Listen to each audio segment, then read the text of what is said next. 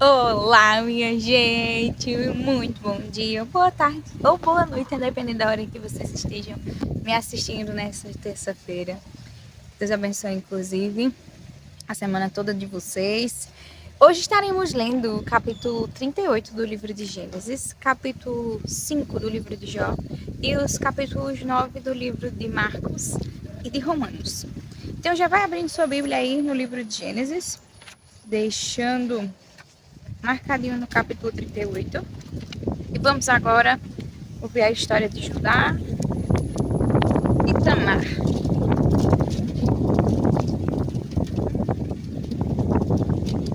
Que diz o seguinte: Aconteceu por este tempo que Judá se afastou de seus irmãos e se hospedou na casa de uma adulamita, chamado Ira. Ali Judá viu a filha de um cananeu chamado Sua. Ele a tomou por mulher e teve relações com ela. A mulher ficou grávida e deu à luz um filho, e Judá lhe deu o nome de Er. Ela ficou grávida outra vez e deu à luz um filho, a quem ele deu o nome de Onã. Mais uma vez ela ficou grávida e deu à luz outro filho, a quem ela chamou de Selá. Ela estava em Quezibe quando o teve. Judá tomou uma esposa para Er, o seu primogênito, o nome dela era Tamar. No entanto, o primogênito de Judá, era mau aos olhos do Senhor, e por isso o Senhor fez com que ele morresse. Então Judá disse a Onã: tenha relações com a mulher de seu irmão, cumpra a obrigação de cunhado e dê uma descendência ao seu irmão. Mas Onã sabia que o filho não seria considerado seu, por isso todas as vezes que tinha relações com a mulher de seu irmão, deixava o sêmen cair na terra, para não dar descendência a seu irmão. Isso, porém, que fazia era mal aos olhos do Senhor, e por isso fez com que também este morresse. Então Judá disse a Tamar, sua nora: continue viúva na casa de seu pai, até que Selá, meu filho, cresça. Pois Judá pensava assim: é para que não morra também este, como os seus irmãos. Assim Tamar se foi, passando a morar na casa do pai dela. Algum tempo depois, morreu a mulher de Judá, que era filha de Sua. Quando terminou o período de luto, Judá foi até onde estavam os tosqueadores de suas ovelhas em Timná, ele e o seu amigo Ira, o adulamita. E alguém disse a Tamar: eis que o seu sogro está a caminho de Timná para tosquear as ovelhas. Então ela tirou as suas roupas de viúva e, cobrindo-se com um véu, se disfarçou e sentou à entrada de Efraim, no caminho de Timná, porque ela sabia que Selá já era homem e ela não lhe havia sido dado por mulher. Quando Judá a viu, pensou que se tratava de uma prostituta, pois ela havia coberto o rosto. Então se dirigiu a ela no caminho e lhe disse: venha, quero ter relações com você. Acontece que ele não sabia que ela era a sua nora. Ela respondeu: o que você me dá para ter relações comigo? Ele respondeu: eu mando para você um cabrito do meu rebanho. Ela perguntou: você deixa comigo alguma garantia até mandar o cabrito? Ele respondeu: que garantia eu posso deixar com você? Ela disse: o seu selo, o seu cordão e o cajado que você tem na mão. Ele lhe deu os objetos, teve relações com ela e ela ficou grávida dele. Tamar se levantou e foi embora. Tirou o véu e pôs outra vez as suas roupas de viúva. Judá enviou o cabrito por meio do adulamita, seu amigo, para reaver a garantia que tinha deixado com a mulher, mas ele não a encontrou. Então o amigo de Judá perguntou aos homens daquele lugar: onde está a prostituta cultual que costumava ficar junto ao caminho de Enaim? Responderam: aqui não havia nenhuma prostituta cultual. Ele voltou a Judá e disse: não encontrei a mulher. E além disso, os homens do lugar me disseram que lá nunca houve nenhuma prostituta cultual. Judá respondeu: que ela fique com aquelas coisas para si, para que não venhamos a passar vergonha. Eis que mandei o cabrito, mas você não encontrou a mulher. Passado quase 3 meses, foram dizer a Judá: a sua nora Tamar se prostituiu, pois está grávida. Ao que Judá respondeu: traga-no para fora para que seja queimada. Quando a estavam trazendo para fora, ela mandou dizer ao sogro: eu estou grávida do homem a quem pertencem estas coisas. E disse mais: veja se reconhece de quem é este selo, este cordão e este cajado. Judá os reconheceu e disse: ela é mais justa do que eu, porque não atei a Selá, meu filho, e nunca mais teve relações com ela. E aconteceu que, estando ela para dar à luz, havia gêmeos no seu ventre. Ao nascerem, um pôs a mão para fora e a parteira, tomando-a, amarrou nela um fio vermelho, dizendo: Este saiu primeiro. Mas, recolhendo ele a mão, o outro nasceu primeiro. E a parteira disse: Como você rompeu a saída? E lhe deram o nome de Pérez. Depois nasceu o irmão, em cuja mão estava o fio vermelho, e lhe deram o nome de Zera. Capítulo 9 do livro de Marcos. Dizia-lhes ainda, Jesus falava: Em verdade lhes digo que dos que aqui se encontram, existem alguns que não passarão pela morte até que vejam ter chegado com poder o reino de Deus. 6 dias depois, Jesus tomou consigo Pedro, Tiago e João e os levou em particular, a sós, a um alto monte. E Jesus foi transfigurado diante deles. As suas roupas se tornaram resplandecentes de um branco muito intenso, como nenhum lavandeiro no mundo as poderia alvejar. Lhes apareceu Elias com Moisés, e estavam falando com Jesus. Então Pedro, tomando a palavra, disse a Jesus: Mestre, bom é estarmos aqui. Façamos 3 tendas, uma para o Senhor, outra para Moisés e outra para Elias. Pois não sabia o que dizer, por estarem eles apavorados. A seguir veio uma nuvem que os envolveu, e dela veio uma voz que dizia: Este é o meu filho amado. Escutem o que ele diz. E de repente, olhando ao redor, não viram mais ninguém com eles, a não ser Jesus. Ao descerem do monte, Jesus lhes ordenou que não divulgassem as coisas que tinham visto até o dia em que o Filho do Homem ressuscitasse dentre os mortos. Eles guardaram a recomendação, perguntando uns aos outros o que seria esse ressuscitado entre os mortos. Então perguntaram a Jesus: Por que os escribas dizem ser necessário que Elias venha primeiro? Jesus respondeu: Elias, vindo primeiro, restaurará todas as coisas. Como então está escrito sobre o Filho do Homem que sofrerá muito e será desprezado? Eu, porém, lhes digo que ele já veio, e fizeram com ele tudo o que quiseram, como está escrito a respeito dele. Quando eles se aproximaram dos outros discípulos, viram numerosa multidão ao redor deles e os escribas discutindo com eles. E logo toda a multidão, ao ver Jesus, ficou surpresa, e correndo até ele, o saudava.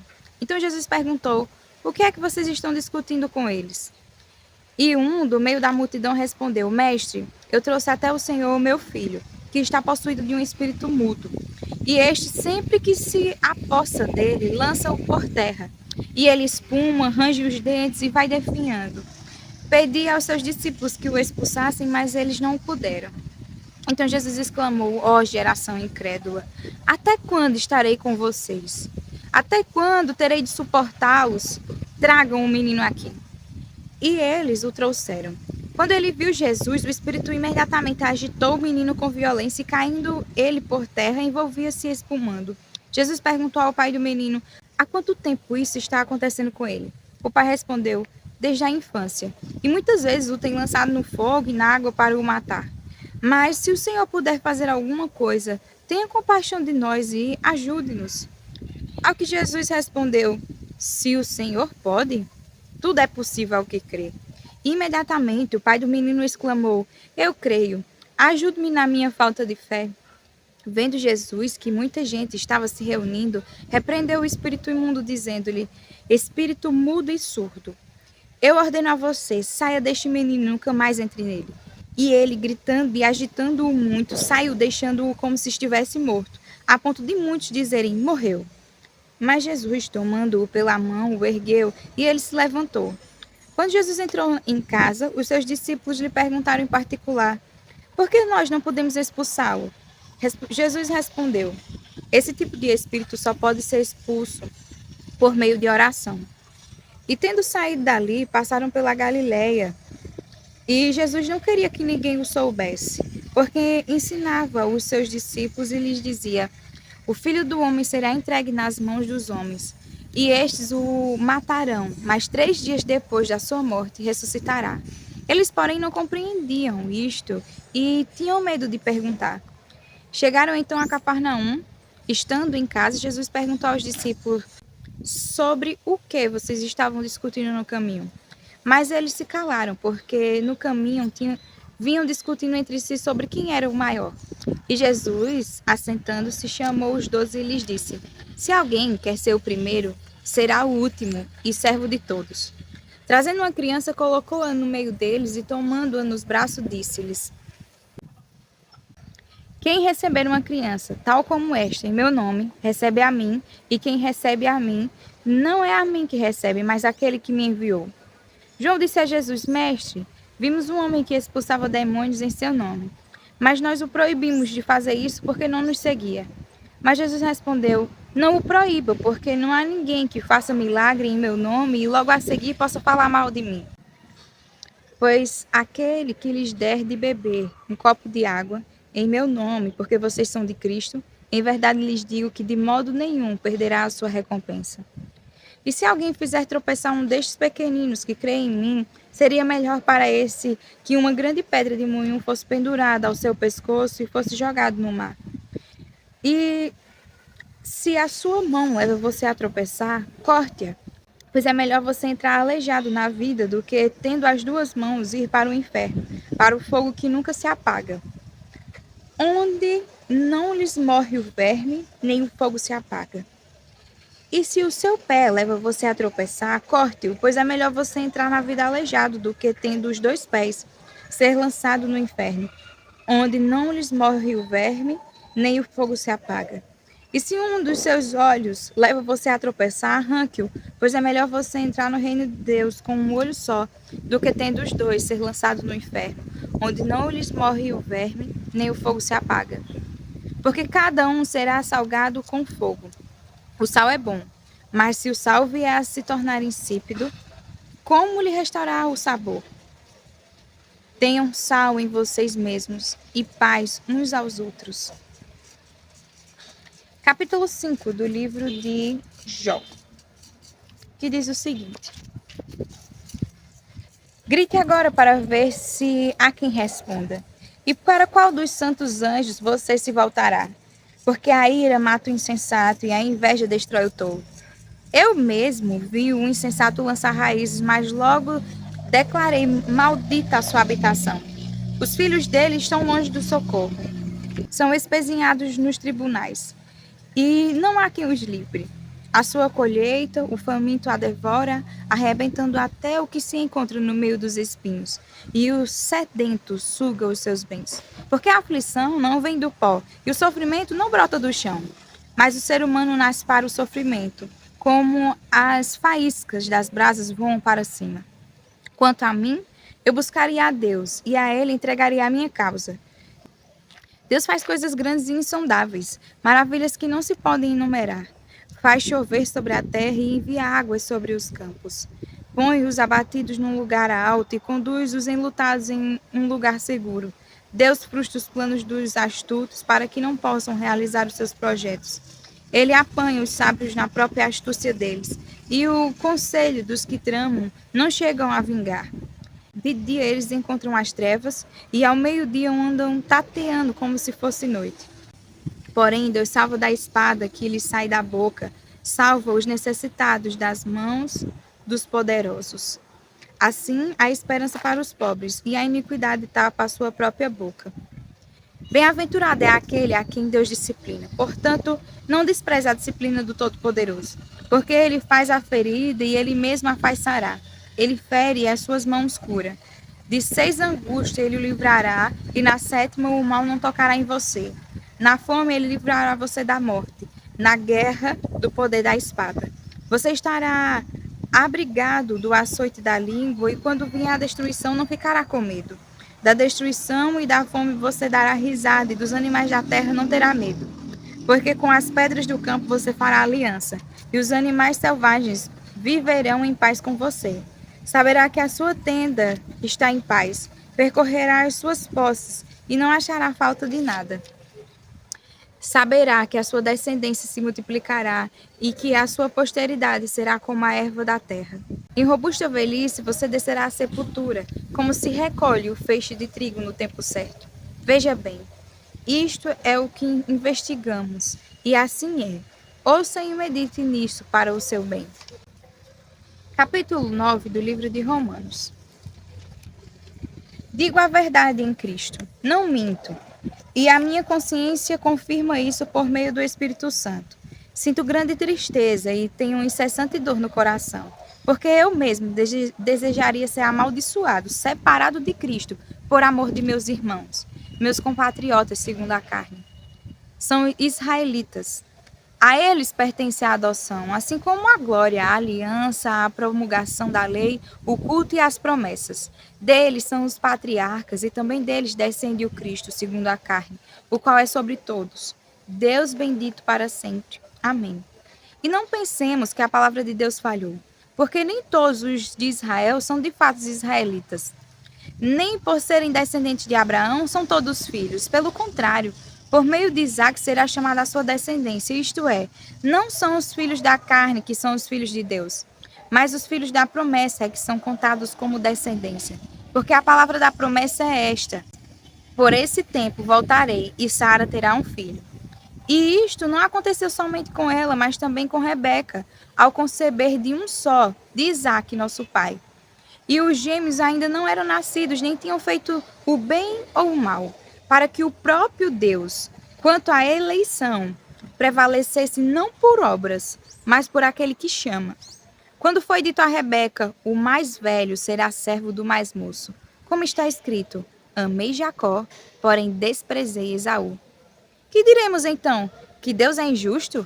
De modo nenhum, pois ele disse a Moisés: terei misericórdia de quem eu tiver misericórdia, e terei compaixão de quem eu tiver compaixão.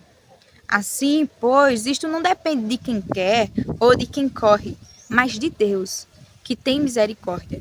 Porque a Escritura diz a Faraó: foi para isto mesmo que eu o levantei, para mostrar em você o meu poder e para que o meu nome seja anunciado em toda a terra. Logo, Deus tem misericórdia de quem quer e também endurece a quem ele quer. Mas você vai me dizer, por que Deus ainda se queixa? Pois quem pode resistir à sua vontade? Mas quem é você, caro amigo, para discutir com Deus? Será que o objeto pode perguntar a quem o fez, por que você me fez assim? Será que o oleiro não tem direito sobre a massa para do mesmo barro fazer um vaso para honra e outro para desonra? Que diremos? Se Deus, querendo mostrar a sua ira e dar a conhecer o seu poder, suportou com muita paciência os vasos de ira, preparados para a destruição, a fim de que também desse a conhecer as riquezas da sua glória nos vasos de misericórdia, que de antemão preparou para a glória. Estes vasos somos nós, a quem também chamou, não só dentre os judeus, mas também dentre os gentios, como também diz em Oséias: chamarei de meu povo a quem não era meu povo, e de amada a quem não era amada. E no lugar em que lhes foi dito, vocês não são o meu povo, ali mesmo serão chamados filhos do Deus vivo. Mas Isaías clama a respeito de Israel: ainda que o número dos filhos de Israel seja como a areia do mar, o remanescente é que será salvo. Porque o Senhor cumprirá a sua palavra sobre a terra de forma plena e em breve. Como Isaías já disse, se o Senhor dos Exércitos não nos tivesse deixado descendência, nós nos teríamos tornado como Sodoma e semelhantes a Gomorra. Que diremos então? Que os gentios que não buscaram a justificação vieram alcançá-la, a saber, a justificação que decorre da fé, e que Israel, que buscava a lei de justiça, não chegou a atingir essa lei. Por quê? Porque não a buscou pela fé, mas como que por obras tropeçaram na pedra de tropeço, como está escrito: eis que ponho em Sião uma pedra de tropeço e rocha de ofensa, e aquele que nela crê não será envergonhado. Amém. Até amanhã para mais uma leitura da palavra do Senhor. Fiquem com Deus.